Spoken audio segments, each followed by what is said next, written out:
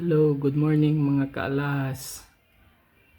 Taod-taod na punta wala ka update sa unsa nay per gram o pila nay presyohan sa alahas ron sa prenda. So guys, nakoy item karon nga iprenda kanyo.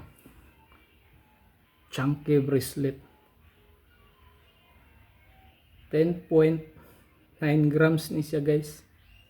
10.9 grams. Chunky bracelet. Mura siya barbada. Nindot ni inani mag-invest tag inani baga kay dili mo depreciate ang presyo.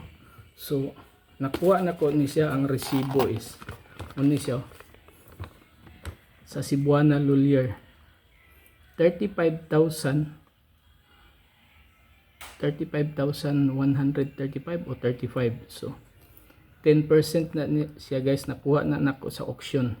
So karon ato na i-prenda ug nitubo ba siya or wala. Update na lang ko niya guys ug unsay resulta sa akong i-prenda nga kaning item. So muna ni ang result guys ganina sa akong sangla nga bracelet nga nagtimbang siya og 10.9 grams. Gidawatan sa pawn shop sa Cebuana pawn shop og 40,090. Gikuhaan siya sa interest daan nga 4%, so 1,603.60. So ninet na lang kog 38,486 nya. Akong pagpalit na sa una is muni siya guys. Pagpalit na ko sa una sa last April 11, 2024 napalit na nako siya sa 35,135. So ang per gram pa lang niya na almost nasa mga 3,170 pa lang. So 39,000 din na siya ang iyang original price. Tapos na sila 10% nga discount kay auction sale man siya. Munang nakuha nako siya sa 35,135. So April, May 11, June 11, July. So almost 3 months akong waiting period guys nga nakuha ni nako nga tubo sa akong investment nga jewelry. So okay na kayo, di ba? Okay na kay siya nga investment.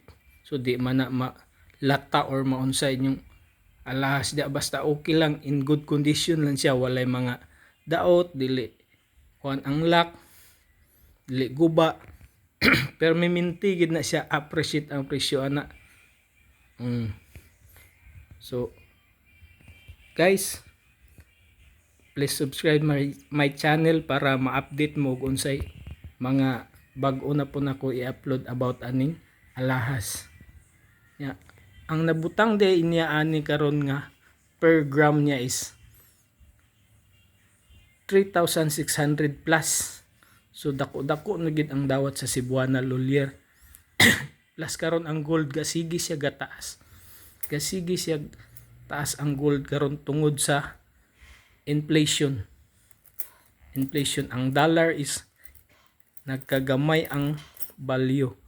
So para mo alkontra sa inflation, so ang gihimo nga alternative karon is direta sa gold para mabawi-bawi na to ang atong kwarta nga gamay na lag value.